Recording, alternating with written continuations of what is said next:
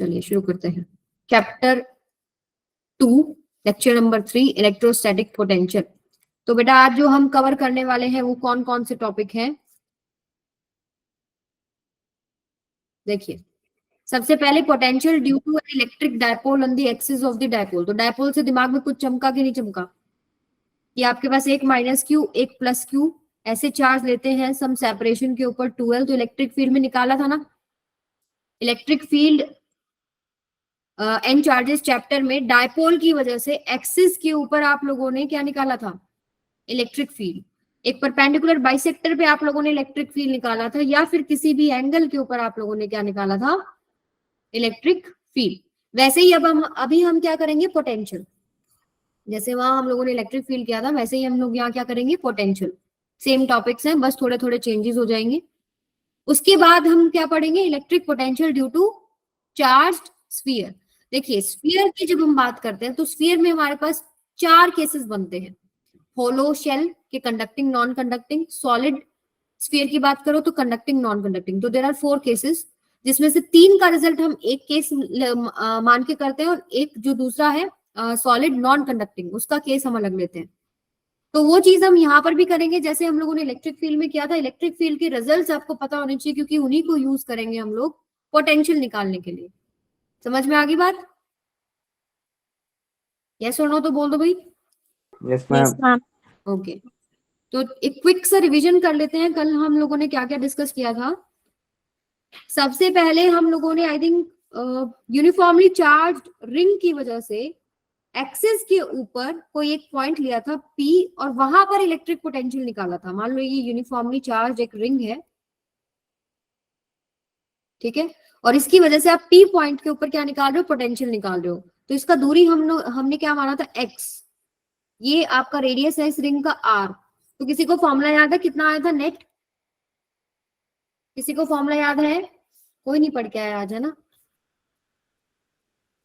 Formula आपके पास आया था बेटा k क्यू y में, मान लो इसको हमने q चार्ज दिया है, k क्यू y में under root r square plus में x स्क्वायर।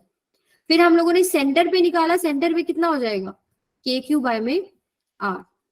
क्यों? क्योंकि x 0 हो जाएगा ना सेंटर पे, ये जो x आपने लिया है, ठीक है। उसके बाद हम लोगों ने किया था एक यूनिफॉर्म चार्ज रोड की वजह से एक्सिस के ऊपर क्या निकाला था? पोटेंशियल।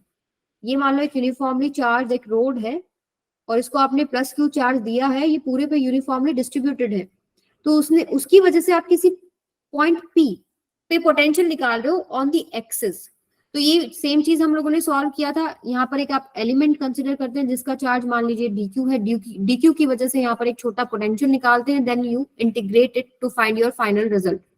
उसके बाद हम लोगों ने इलेक्ट्रिक फील्ड और पोटेंशियल में एक रिलेशनशिप निकाला था, ये तो याद होगा।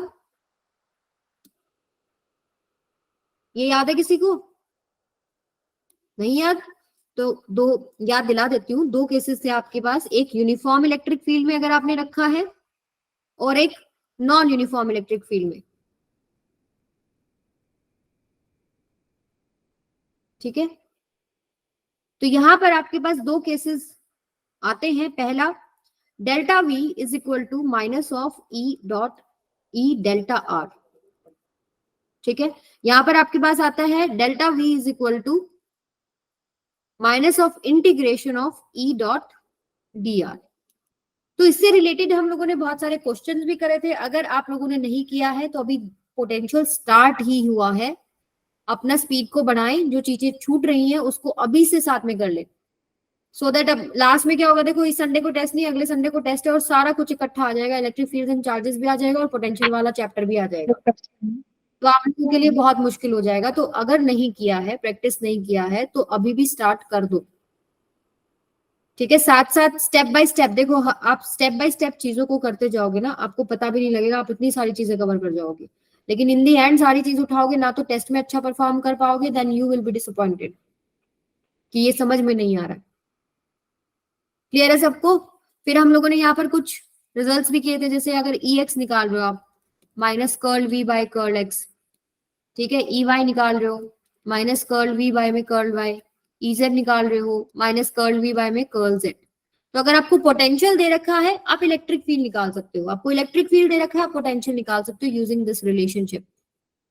अब इससे आगे हम आज स्टार्ट करेंगे potential due to an electric dipole on the axis of dipole. आज के टॉपिक्स इजी हैं, ठीक है, अभी इसको फोकस करके सुन लो। पहला बात तो ये कि एक डायपोल लेना पड़ेगा, एक माइनस क्यू चार्ज चाहिए, एक प्लस क्यू चार्ज चाहिए। इनके बीच का जो दूरी है वो मान लो कितना है 2l।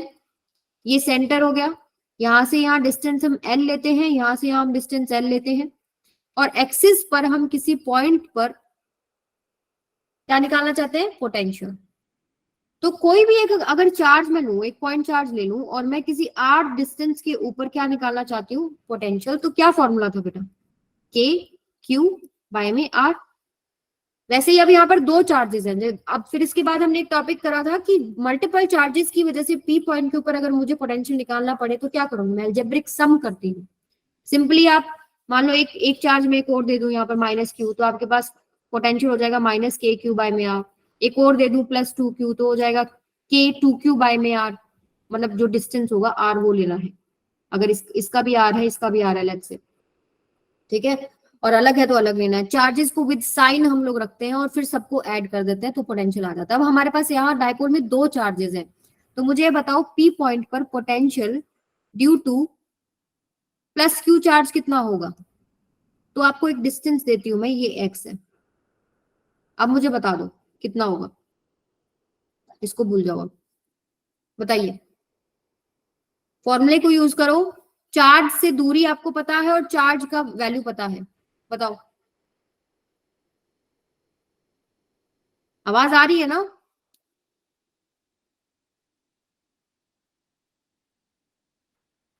हाँ जी दिव्या, आवाज आ रही है बेटा? मैम। हाँ तो बोलो ना, यस सुन लो तो बोलो। तो यहाँ पर क्या हो जाएगा, देखो मैं बता देती हूँ, के क्यू बाय में एक्स माइनस में L due to this charge plus Q, और potential on P due to minus Q charge कितना हो जाएगा, minus K X plus L. Yes very good. ठीक है, ऐसे इंटरेक्ट करो, आपको भी मजा आएगा पढ़ने में, मुझे भी मजा आएगा पढ़ाने में। अब नेट आप निकाल सकते हो, सबको आपको ऐड करना होता है। नेट पोटेंशियल क्या होता है, अलजेब्रिक सम होता है, जितने भी चार्जेस हो उन सब की वजह से निकालो और ऐड करो। तो अब यहाँ पर आपके पास क्या हो जाएगा, V net on P point कितना हो जाएगा, के क्यू बाय में एक्स माइनस एल, और ये आप इसमें ऐड कर रहे हैं माइनस के क्यू बाय में एक्स प्लस एल। अब यहाँ एलसीएम ले सकते हैं, एक्स माइनस एल इंटू में एक्स प्लस एल। बताओ जरा, के क्यू कॉमन ले लो, कितना आएगा ऊपर, पहले आएगा x plus L minus of x minus L, right, कितना बच गया ऊपर, के क्यू 2l डिवाइडेड बाय में X square minus L square. यहां तक सबको समझ में आ गया? Yes ma'am. ठीक है, ये आपके पास हो गया नेट, वी नेट। अब एक अजम्पशन लेते थे हम लोग, आपको याद हो डायपोल के केसेस में, कि ये जो L है this is very very very less than x, तो हम L को क्या कर देते हैं, उड़ा देते हैं। क्या करते हैं हम लोग, उड़ा देते हैं। तो यहाँ पर आपके पास जो फाइनल रिजल्ट बनेगा वो क्या बनेगा, v net this is equal to K Q 2l divided by में X square, using the assumption कि जो x है very very large then l है, तो आप उसको नेग्लेक्ट कर सकते हो। अच्छा, इसमें और भी कुछ चेंज कर सकती हूँ मैं। ये जो आपको दिख रहा है q इंटू 2l, ये क्या होता है, dipole moment, K P by में एक्स स्क्वायर, ये हो जाएगा आपके पास वी नेट। इलेक्ट्रिक फील्ड की अगर हम बात करें due to dipole on this point, वो कितना रिजल्ट आता था, 2kp बाय में एक्स क्यूब। ये अब रिजल्ट्स बिल्कुल टिप्स पे होने चाहिए। अगर नीट स्टूडेंट है तो रिजल्ट्स तो आपको बिल्कुल टिप्स पे होने चाहिए बेटा, क्योंकि आपके पेपर में स्पीड मैटर, हालांकि आईआईटी और उसमें सब में स्पीड मैटर करता है, बट आपके पेपर में तो और भी ज्यादा मैटर करता है, क्योंकि आपका पेपर बहुत जल्दी सॉल्व होता है, लेकिन आपको चीजें याद होनी चाहिए। जो चीजें मैं हाईलाइट करती हूँ कि आपको याद होना चाहिए, वो आपको याद होना चाहिए। तो एक्सियल पॉइंट पे अगर बात करें इलेक्ट्रिक फील्ड, एक्सियल पॉइंट क्या होता है, डायपोल के ही एक्सिस पे अगर हम निकाल रहे हैं तो electric field 2 kp by X cube था और पोटेंशियल क्या था, kp बाय में एक्स स्क्वायर। क्लियर है सबको? यहाँ पर पोटेंशियल क्या, inversely proportional to X square है, यहाँ पर इलेक्ट्रिक फील्ड क्या था, inversely proportional to X cube था। ठीक है, ये छोटी मोटी बातें याद होनी चाहिए।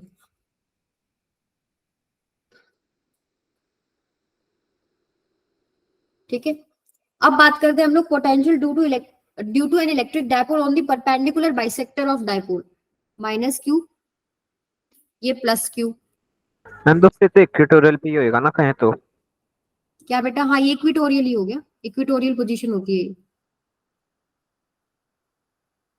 क्या बोल रहे थे आप, क्या होएगा? मैम मैं यही कह रहा था कि इक्वेटोरियल होएगा ना। हाँ हाँ, परपेंडिकुलर बाइसेक्टर को आप इक्विटोरियल पोजीशन भी बोल सकते हैं। ठीक है, यहां से अब देखो वही सेम चीज, ये एल हो गया, ये भी एल हो गया, ये हम एक्स ले लेते हैं और कोई भी पॉइंट ले लो आपकी मर्जी का पी। ये डिस्टेंस निकाल सकते हो, under root L square plus X square, ये भी डिस्टेंस उतना ही होएगा, under root L square plus X square. तो मुझे फाइनल वी नेट निकाल के बताओ कितना आएगा इस केस में, दोनों चार्जेस की वजह से। मैम इसमें भी हाफ हाफ करके लेना है ना? हाफ हाफ, हाफ क्या करना है? हाँ, मतलब पहले फर्स्ट साइड का एंड देन फिर सेकंड नाइट साइड का, फिर नेट फोर्स पहले आप निकालना। इस चार्ज को लेके करो, इस चार्ज को लेके करो, दोनों को ऐड कर दो। ओके आपको मैम। डिस्टेंस पता है ना, पी पॉइंट से डिस्टेंस पता होना चाहिए चार्ज के लिए, और चार्ज पता होना चाहिए, तो के क्यू बाई आर आपको फॉर्मूला लगाना होता है। Okay ma'am. निकालो जरा फटाफट, सभी बच्चे निकालेंगे।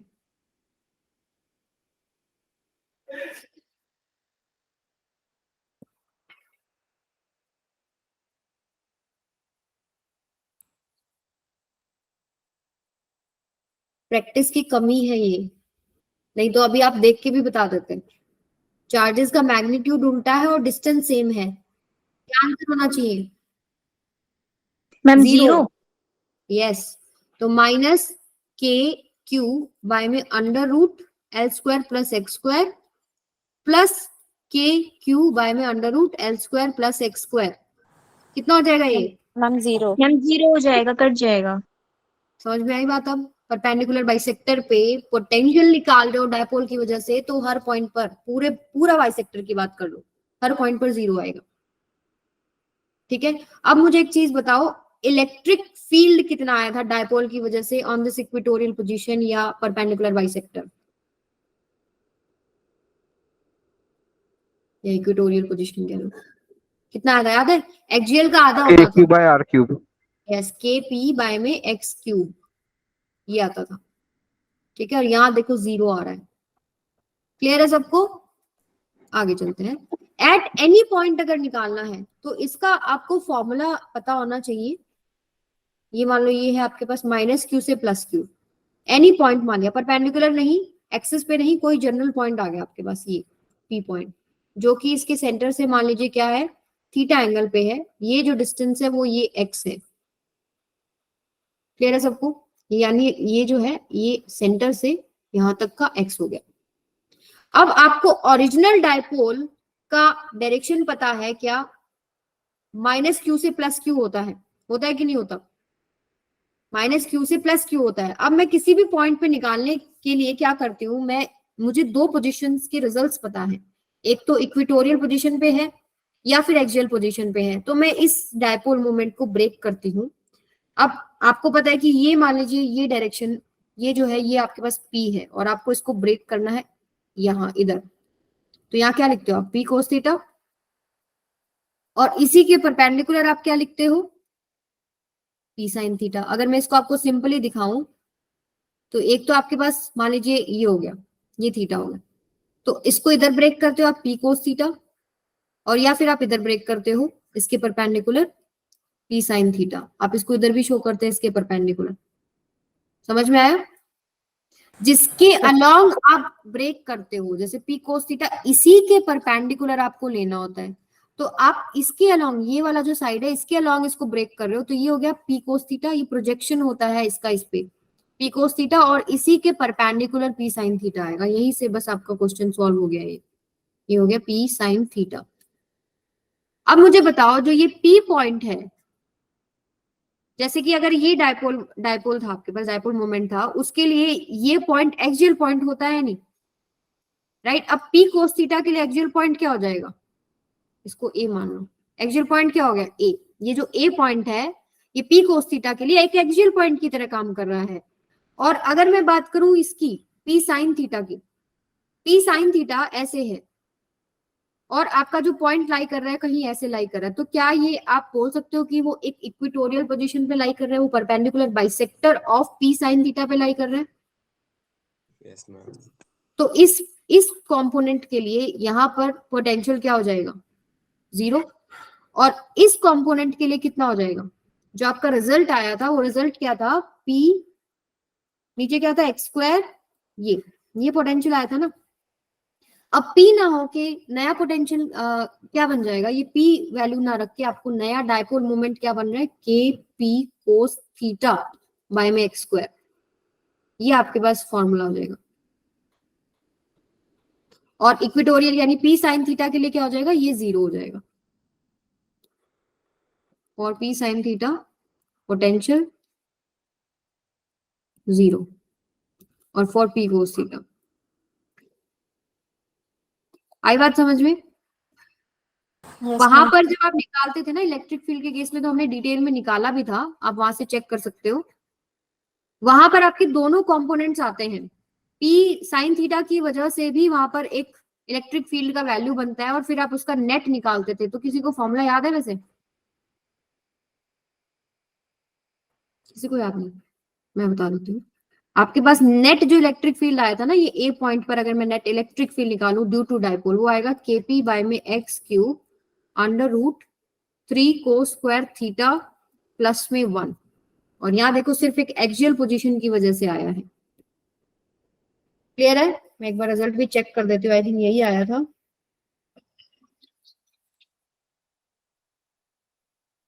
KP by X cube under root 1 plus 3 cos square theta. Yes, clear है सबको?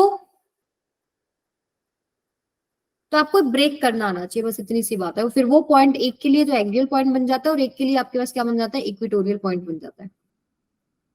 चलिए आगे चलते हैं। अब बात करते हैं electric potential due to charged sphere. जब हम पोटेंशियल की बात करते हैं ना, तो जो हमने पीछे इलेक्ट्रिक फील्ड वाले केसेस करे थे वो रिजल्ट्स आपको याद होने चाहिए। जैसे तो पहले तो मैं आपको इनकी केसेस बताती हूँ क्या क्या है। एक तो आपके पास है होलो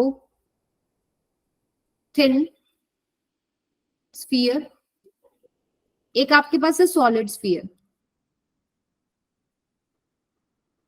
ठीक है, एक आपके पास क्या है, होलो थिन, और एक आपके पास सॉलिड। इनके भी दो केसेस बनते हैं, एक होता है कंडक्टिंग,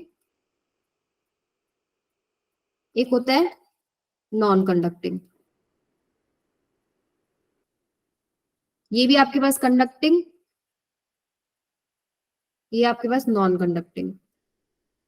तो जब हमने चैप्टर की स्टार्टिंग करी थी ना इलेक्ट्रिक फील्ड्स एंड चार्जेस की, वहां आपने कंडक्टर्स, इंसुलेटर्स, ये सब डिस्कस किया था। तो कंडक्टिंग बॉडी या कंडक्टिंग जो भी सरफेस है, उसका प्रॉपर्टी है कि जो चार्ज है वो सरफेस पे रहता है। मान लीजिए कोई भी बॉडी अगर कंडक्टिंग है, मेटेलिक है, तो उसमें जो चार्ज आप दोगे वो चार्ज उसके सरफेस पे रिजाइड करता है। ठीक है, तो ये वाला केस तो आपको समझ में आता है। ठीक है, कि कंडक्टिंग में कोई चार्ज दिया सरफेस पे आएगा, इस केस में भी कंडक्टिंग में कोई चार्ज दिया सरफेस पे आएगा। लेकिन नॉन कंडक्टिंग होलो या फिर थिन स्फीयर की बात करो, उसमें भी सरफेस पे आएगा। क्यों? क्योंकि वो बहुत थिन, ऐसे बोल सकते हो बहुत ही कम थिकनेस का एक शेल है। शेल का मतलब कि अंदर तो खाली है। अब यहाँ आप इस छोटे से थिकनेस की बात कर रहे हैं, इसको आप कोई चार्ज दे रहे हो, आप बोल सकते हैं कि वो सरफेस पे ही है। इसलिए जो टिक मैंने कर रखे हैं तीनों, इन तीनों को हम सिंगल केस में डिस्कस करते हैं, और नॉन कंडक्टिंग सॉलिड स्फीयर हम अलग से डिस्कस करते हैं, क्योंकि इसके अंदर सरफेस पे चार्ज ना होके पूरा वॉल्यूम के अंदर चार्ज होता है। ठीक है, क्लियर है सबको? Yes ma'am. अब बात करते हैं हम लोग hollow, conducting, non conducting and solid conducting. Solid का सिर्फ एक पार्ट लेना आपने कंडक्टिंग, और होलो के लिए आपको दोनों लेने, कंडक्टिंग भी नॉन कंडक्टिंग भी। ठीक है, तो यहाँ पर सबसे पहला केस हम डिस्कस करेंगे जब आपके पास पॉइंट, जो पोटेंशियल जिसपे आपको निकालना है वो बाहर है। कितना दूरी पर है? r दूरी पर है। और स्फीयर का रेडियस है कैपिटल आर। ठीक है, तो पोटेंशियल किसी पॉइंट पर फिजिक्स में डिफाइंड नहीं होता। हम एक अजम्पशन लेते हैं, पोटेंशियल डिफरेंस डिफाइंड होता है। Potential difference between two points क्या होता है? मान लो ये ए है, ये बी पॉइंट है, यहाँ से यहाँ पर आप चार्ज लेके आते हो, तो वी ए माइनस में V B, this is equal to work done in moving a charge from B to A divided by जिस भी चार्ज को आप मूव कर रहे हो। इस चीज को हम सॉल्व करते हैं तो आपके पास एक रिलेशनशिप आता था minus of E dot delta R, अगर यूनिफॉर्म इलेक्ट्रिक फील्ड है, और अगर नॉन यूनिफॉर्म इलेक्ट्रिक फील्ड है तो हम लिख देते थे integration of E dot D R. ठीक है, ये चीज हम लोग यहाँ यूज करने वाले हैं। तो मेरे को एक दूसरा पॉइंट चाहिए है, दूसरा पॉइंट चाहिए है। आपको याद है इसकी वजह से इलेक्ट्रिक फील्ड जो है वो क्या था? एक स्फीयर की वजह से आउटसाइड पॉइंट पर electric field at P point due to this sphere के, मान लो इसको मैंने क्यू चार्ज दिया है तो ये आएगा के क्यू बाय में आर स्क्वायर, ये आता था। ठीक है, आर जैसे जैसे आगे जाता जाएगा ई का वैल्यू कम होता जाता है, तो इलेक्ट्रिक फील्ड वेरी कर रहा है ना, तो वेरी कर रहा है तो हमको इंटीग्रेशन वाला फॉर्मूला उठाना पड़ेगा, क्योंकि इलेक्ट्रिक फील्ड अब यूनिफॉर्म नहीं है। यूनिफॉर्म होता तो हम सीधा ई डॉट डेल्टा आर निकाल लेते, लेकिन अब वो वेरी कर रहा है। तो ये चीज निकालने के लिए और ये फॉर्मूला हम इस्तेमाल करेंगे, तो हमें एक दूसरा पॉइंट चाहिए। दूसरा पॉइंट कहाँ मालूम? अजम्पशन क्या है कि इंफिनिटी पर पोटेंशियल जीरो हो जाता है, तो एक पॉइंट पर निकालना है तो दूसरे को इंफिनिटी पे मान लो, वहां पर क्या हो जाएगा? जीरो। तो ये एक पॉइंट है, दूसरा आप मान लो यहाँ इंफिनिटी पर है, v एट इंफिनिटी जीरो होता है और आपको वी पी निकालना है। तो सेम चीज आप करेंगे, यहां से यहाँ आप मूव कर रहे हैं। ठीक है, V P minus V infinity, this is equal to integration of minus E dot D R. ठीक है, आप कहां से कहां इंटीग्रेट करेंगे? इंफिनिटी, जहां से आप चले, जैसे final potential minus initial potential करते हैं ना, तो आपका इनिशियल वैल्यू क्या है? इंफिनिटी। तो इंफिनिटी से कौन से पॉइंट तक जा रहे हैं आप? आर पॉइंट तक जा रहे हैं, आप इंटीग्रेट करेंगे इसको। आपको पता है वी इंफिनिटी जीरो होता है, आपको वीपी निकालना है, this is equal to minus integration of infinity से आर। अब इन दोनों के बीच में एंगल चाहिए आपको। Electric field always radially outward होता है, तो आप समझ सकते हो कि इलेक्ट्रिक फील्ड का डायरेक्शन लेट्स से ये है। अगर आप इस पी पॉइंट पे ही बात करें, इलेक्ट्रिक फील्ड का डायरेक्शन ये है। ठीक है, जो डी आर वेक्टर है, जो डिस्प्लेसमेंट है, वो आपको क्या लेना है? डी आर कहां से कहां तक लेना है? आपको लेना है इंफिनिटी से पी पॉइंट तक का, या पी से इंफिनिटी तक का ले लो, कोई फर्क नहीं पड़ता। समझ में आया? डी आर की जब बात हो रही है, आर वेरिएबल जब आता है, तब आप यहां से यहां ले लो या यहां से यहां ले लो, कोई फर्क नहीं पड़ेगा। तो हम लोग यहीं से पी से इंफिनिटी तक के लिए ले लेते हैं, तो इनके बीच में एंगल क्या हो जाएगा? जीरो। तो ई D R cos zero, cos zero क्या हो जाएगा? 1। तो ई डी आर बच गया। और इलेक्ट्रिक फील्ड का वैल्यू मुझे पता है कितना है ई पॉइंट पर, के क्यू बाय में आर स्क्वायर, या पुट कर देंगे, this is equal to minus infinity से आर के क्यू बाय में आर स्क्वायर। ये हो जाएगा आपके पास क्या? D R. अब बता दो जरा इसका इंटीग्रेशन क्या आएगा? This is equal to V P. V P कितना आएगा बेटा? मैम के क्यू तो कांस्टेंट अब बाहर आ जाएगा। 1/r स्क्वायर का याद हो जाना चाहिए। अब 1/r स्क्वायर का इंटीग्रेशन -1/r करके देख लेना, -1/r आएगा। इन्फिनिटी से r आप पुट करेंगे तो ये आएगा आपके पास minus K Q, upper limit put कर दीजिए -1/r, और माइनस लोअर लिमिट ये हो जाएगा 1/इंफिनिटी। 1/इंफिनिटी क्या होता है? Ma'am zero. तो क्या बन गया? के क्यू बाय में आर। क्या रिजल्ट आ गया आपके पास फाइनल? के क्यू बाय में आर स्मॉल आर। देखो, एक क्यू चार्ज और डिस्टेंस है आर, और इस पॉइंट पर इलेक्ट्रिक फील्ड निकालते थे तो क्या आता था? के क्यू बाय आर स्क्वायर। यही होता है फॉर्मूला। अगर क्यू चार्ज डिस्टेंस आर, यहां पर आपको अगर पोटेंशियल निकालना हो तो कितना फॉर्मूला होता है? के क्यू बाय आर। वही आया ना अपने पास। तो जो यहाँ पर एक इंपॉर्टेंट बात जो जानने की है कि ऐसे लग रहा है कि जो चार्ज आपका स्फीयर पे है ना, वो सारा सेंटर पे रखा है, और सेंटर से दूरी कितना है? आर, और आपने निकाल दिया क्या? इलेक्ट्रिक फील्ड और पोटेंशियल। समझ में आया? तो ये चीज आपको हेल्प करेगी आगे जब कॉम्प्लिकेटेड क्वेश्चन हो जाते हैं, तो हम लोग क्या करते हैं कि एक पूरा सरफेस का सेंटर पे मानते हैं, सेंटर से पॉइंट का दूरी कितना है, और उस पॉइंट पर फिर आप निकाल सकते हो क्या, के क्यू बाय आर स्क्वायर या के क्यू बाय आर, यानी पोटेंशियल इलेक्ट्रिक फील्ड है नहीं वो, बट इट सीम्स। तो this will help you to solve problems जो आगे आने वाली है। आपके पास आगे प्रॉब्लम्स आएंगे, ऐसे बहुत सारे कॉन्सेंट्रिक स्फीयर्स आपको दे देंगे, आपको अलग अलग पॉइंट पर इलेक्ट्रिक फील्ड निकालना पड़ेगा। तो जिस भी स्फीयर की बात कर रहे हैं उसके लिए समझ लो कि सेंटर पे है उसका चार्ज, और जहां निकालना है वहां निकाल दो। आई बात समझ में? आगे प्रैक्टिस कराऊंगी मैं, अगला जो लेक्चर होगा वो इन्हीं कॉन्सेंट्रिक स्फीयर्स वगैरह पे होगा, तो वो इंपॉर्टेंट है कंपटीशन पॉइंट ऑफ व्यू से। तो यहां तक सबको समझ में आया कि नहीं आया? तो फर्स्ट केस था जब आपका आर जो वैल्यू है वो ग्रेटर देन रेडियस है, this is R greater than capital R, ये की चीज हमने डिस्कस किया। यहां से एक चीज निकल के आती है कि V जो है वो इनवर्सली प्रोपोर्शनल टू R है। समझ में आई? क्लियर बेटा? Yes ma'am. ओके ओके, तो अब सेकंड बाहर हो गया, सरफेस पे बता दो। अब पोटेंशियल एट सरफेस क्या लिख सकते हैं? आपको स्मॉल r की जगह क्या कर देना है, के क्यू बाय में आर, चे निकाल के Q by देखो। आप इंटीग्रेट करोगे तो स्मॉल r डालने की कैपिटल R कर लो, तो आंसर तो यही आएगा। ठीक है, Yes, ma'am. अब बात करते हैं इनसाइड की। पोटेंशियल इनसाइड क्या होगा? वही स्फीयर बनाती हूँ इधर, ये सेंटर हो गया। मान लो अंदर किसी पॉइंट P पर निकालना, तो दूसरा पॉइंट फिर चाहिए। अब दूसरा पॉइंट इन्फिनिटी पे नहीं मान सकती कि इन्फिनिटी पे मान के उसको 0 कर दूं, नहीं। क्यों? क्योंकि यहां से यहां जब आप आओगे, अब आप अगर ये बात कर रहे हो,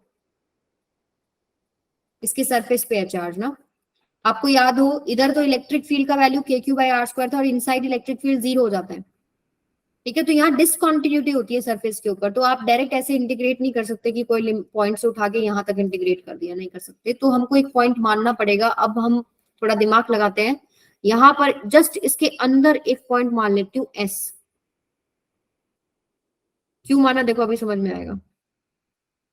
जस्ट इसके अंदर मैंने एक पॉइंट मान लिया S। ये जो P पॉइंट है इसका लेट से डिस्टेंस जो है वो है स्मॉल r। ये वो r है जो चेंज होता है, जो हमने वेरिएबल फॉर्म में जनरल फॉर्मूला निकालना होता है। तो एक जनरल पॉइंट P मान लिया r दूरी पे। तो अब मुझे बताओ कि अगर P पर पोटेंशियल निकालना है तो आप क्या कर सकते हो, S से P मूव करो, VP माइनस VS, VP माइनस VS, this is equal to minus integration of E dot dr, you are moving from S to P। ठीक है, क्लियर है सबको?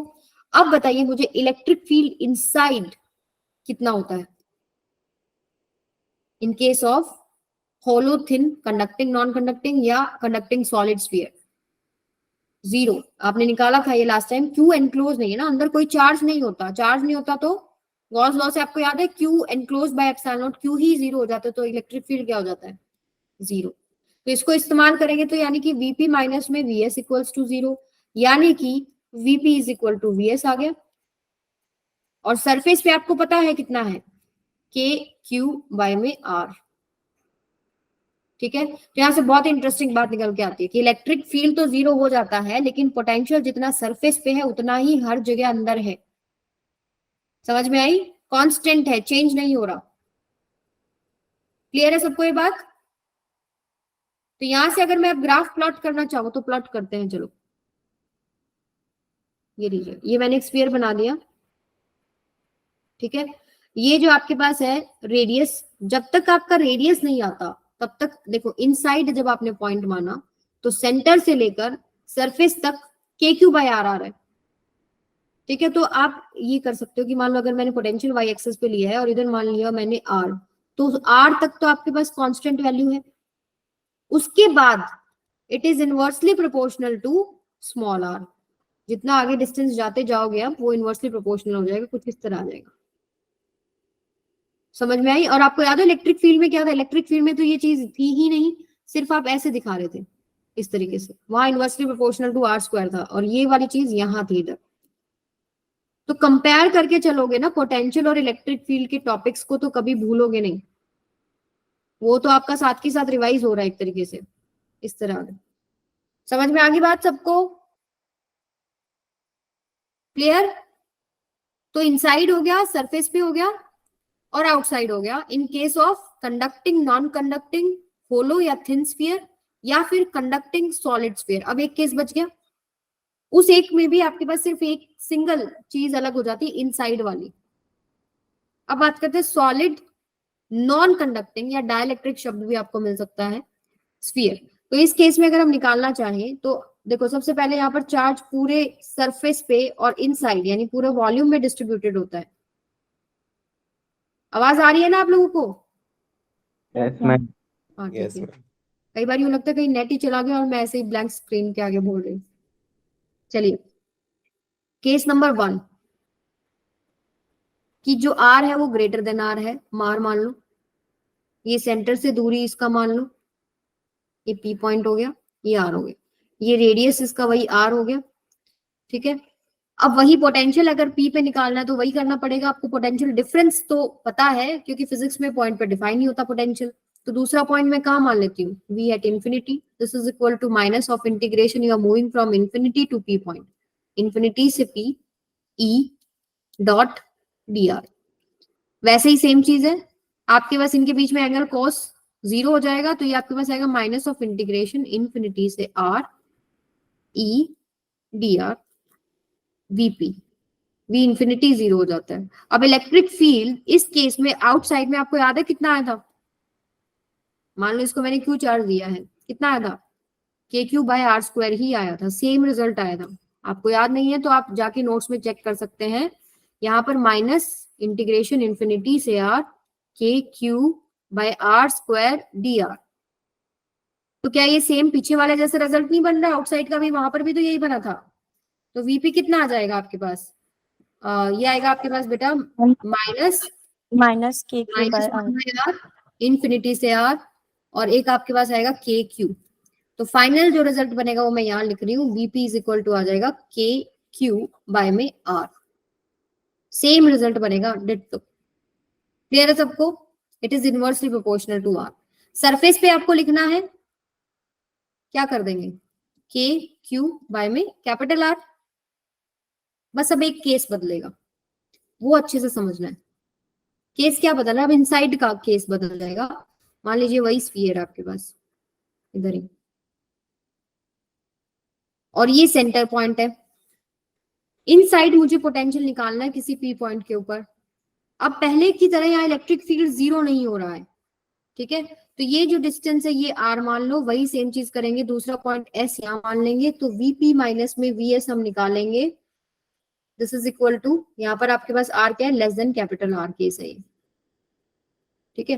तो this is equal to minus integration S to P, ठीक है, ई dot D R. तो ये limit आपको ध्यान रखना है कि जैसे final potential minus initial potential, तो इनिशियल पोजीशन यानी इनिशियल लिमिट से final limit S to P होता है। वही सेम चीज इन दोनों के बीच में इलेक्ट्रिक फील्ड हमेशा देखो आप, ये तो आपको समझ में आता है जब सरफेस पे चार्ज है रेडियली आउटवर्ड होता है।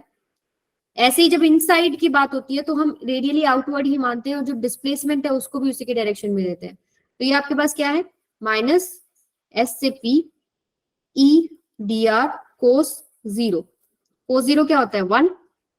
This is equal to minus of integration S to P E D R, ठीक है? अब इलेक्ट्रिक फील्ड का वैल्यू पता होना चाहिए बस, फिर तो इंटीग्रेशन रह जाता है। किसी को याद है? आई थिंक के क्यू आर बाय में कैपिटल आर क्यूब आना चाहिए। सॉल्व करते हैं। माइनस एस क्या है, क्या मैं एस को कैपिटल आर मान लू? एस का जो पोजीशन वेक्टर है उसका जो डिस्टेंस है उसको मैं आर मान लू? जस्ट सरफेस के इनसाइड है ना। और ये वाला जो क्या है आर, ये हो जाएगा के क्यू आर बाय में आर क्यूब। ये फॉर्मूला आया था आपका। अब यहां से कुछ चीजें कांस्टेंट है, बाहर कर लो, माइनस के क्यू बाय में आर क्यूब बाहर कर दो, integration of R D R. ये क्या हो जाएगा, माइनस के क्यू बाय में R cube R square, R से आर, ठीक है? इसको आगे सॉल्व करते हैं। Minus K Q R cube R square R से आर प्लस आर, ठीक है? Minus K Q R cube upper limit minus में लोअर लिमिट, ठीक है? इसको भी थोड़ा सा खोल लेते हैं।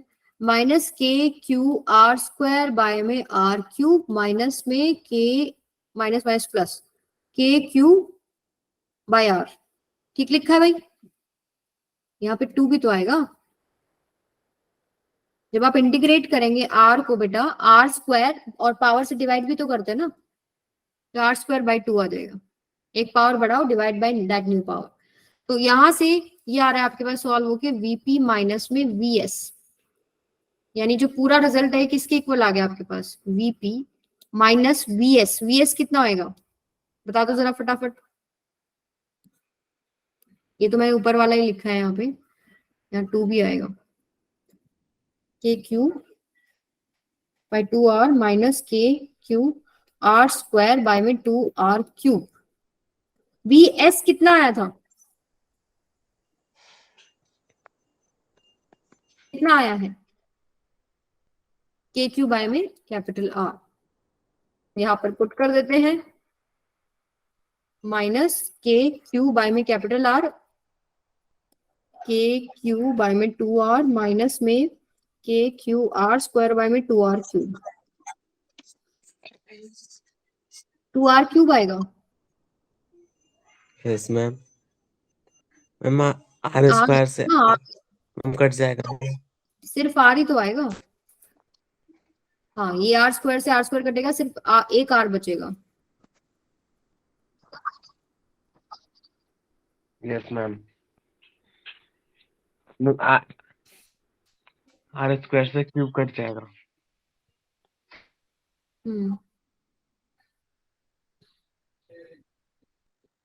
Minus K Q are square by में 2r क्यूब, यहाँ क्यूब आएगा और यहाँ आर आएगा। ठीक तो था, ठीक लिखा है ना। देखो क्या था हमारे पास, minus K cube by R cube तो चल ही रहा था ना, और फिर R square by 2 lower limit upper limit, ठीक है। मैम बट इसमें कैपिटल आर क्यूब है ना, तो कटेगा नहीं फिर। हाँ तो minus K Q are square by में 2r क्यूब हो गया और यहाँ कटेगा, यहाँ सिर्फ एक आर बचेगा, तो ठीक लिखा है। Minus minus plus K Q by में 2r हो जाएगा। वीएस को आपने के क्यू बाय में आर पुट कर दिया। अब बस आपको इसको इधर लेके जाना है, तो वीपी कितना हो जाएगा, के क्यू बाय में 2r प्लस में के क्यू बाय में आर माइनस में के क्यू आर स्क्वायर बाय में 2r क्यूब। ये प्लस करके बताओ कितना आएगा, 3k Q by 2r, 3k Q by में 2r माइनस में के क्यू आर स्क्वायर बाय में 2r क्यूब। हम इतनी देर से के क्यू साथ रख रहे हैं, कॉमन ले लेते हैं उसको हम। चलो कोई बात नहीं, वीपी आ गया आपके पास। अब यहाँ थोड़ा सा सॉल्व करके Yes. आपको मैं दिखा रही हूँ। अब कॉमन ले लेते हैं, चलो के क्यू और क्या क्या कॉमन आ रहा है, देखो के क्यू कॉमन आ रहा है ना, और नीचे से आर कॉमन आ रहा है, तो के क्यू बाय आर 2 भी कॉमन ले लो। चलो कितना बचेगा, ये के क्यू बाय में 2r कॉमन ले लिया, इधर 3 बचेगा, ये तो 3 बच गया। Yes, और आगे ma'am. कितना बचेगा, के क्यू बाय में 2r कॉमन ले लिया, तो बचेगा आर स्क्वायर बाय में स्मॉल आर स्क्वायर बाय में R. कैपिटल आर स्क्वायर, यही बचेगा ना। Yes ma'am. वो तो चला गया।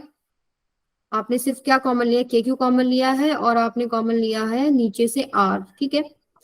अब यहां से एक इंपॉर्टेंट रिजल्ट हम निकालेंगे, क्या, सेंटर पे बताओ कितना होगा, क्या जीरो करूं, क्या जीरो करूं, मैम के क्यू और आर तो नहीं बदल सकता, स्मॉल आर तो हमने लिया था ना पॉइंट का, उसको आप क्या करोगे, जीरो। तो आपके पास आंसर है 0. 3/2 के क्यू बाय आर। और सरफेस पे कितना था,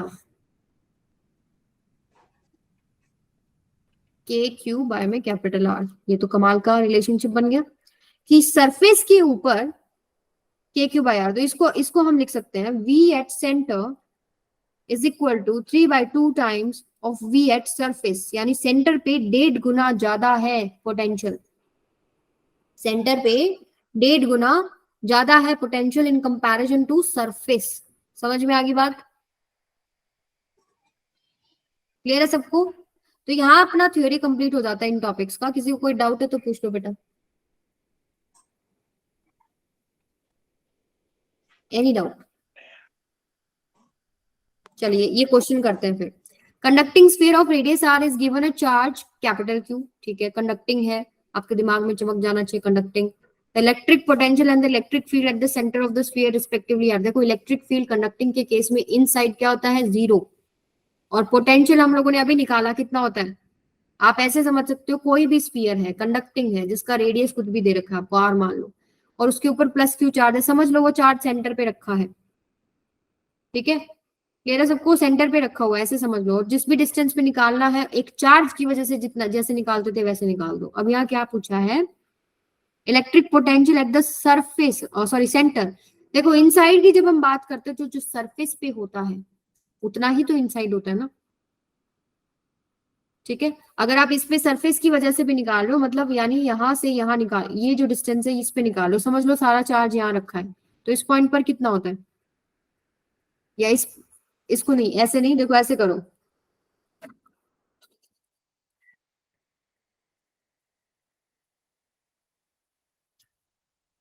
देखो हम लोगों ने सरफेस पे निकाला था कहीं पर, ये रहा, ये कंडक्टिंग वाला केस है ना, देखो हमारे पास जो बाहर पॉइंट आया था वो के क्यू बाय आर आया था, ठीक है, फिर सरफेस पे निकाला था तो के क्यू बाय कैपिटल आर हो गया था, फिर जब हम इनसाइड करते हैं तो इनसाइड में जो हम केस लिए थे ये वाला, ये रहा, तो आपके पास क्या आ रहा था, इलेक्ट्रिक फील्ड 0 हो रहा था जिसकी वजह से V P minus V S equals to 0 हो रहा है, तो V P is equal to V S हो गया, तो सरफेस पे जितना पोटेंशियल होता है उतना ही उसके इनसाइड में होगा, चाहे आप सेंटर पॉइंट ले लो चाहे कोई भी पॉइंट ले लो, तो इसका रिजल्ट क्या हो जाएगा बताओ फटाफट। पहला तो इलेक्ट्रिक पोटेंशियल पूछा है और फिर इलेक्ट्रिक फील्ड तो 0 होगा डेफिनेटली, ठीक है, और पोटेंशियल क्या होगा, इनसाइड सेंटर पे, बाहर किसी भी पॉइंट पे कर रहे थे तो के क्यू बाय में आर आ रहा था, मान लीजिए सेंटर से पॉइंट, फिर सरफेस की बात कर रहे थे ये आ रहा था, तो जितना सरफेस पे आएगा उतना इस पे हर जगह अंदर होगा, के क्यू बाय में आर इज द आंसर, और के को आप खोलेंगे तो कितना हो जाएगा 1/4 पाई एप्सिलॉन नॉट, तो आंसर क्या हो गया बी। आई बात समझ में,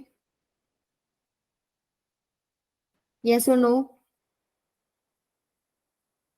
चलो ये वाला बताओ, A B and C are 3 points in uniform electric field, electric potential is, क्या तीनों पर सेम पोटेंशियल होगा, किसी पॉइंट पर मैक्सिमम होगा या किसी पे मिनिमम होगा, आपको एक प्रॉपर्टी बताया था मैंने, in the direction of electric field, मान लो अगर इलेक्ट्रिक फील्ड का डायरेक्शन ये है ई, पोटेंशियल अगर इलेक्ट्रिक फील्ड का डायरेक्शन ये है आपके पास तो पोटेंशियल डिक्रीज होता है, तो आप इसको लिख भी सकते हैं, पोटेंशियल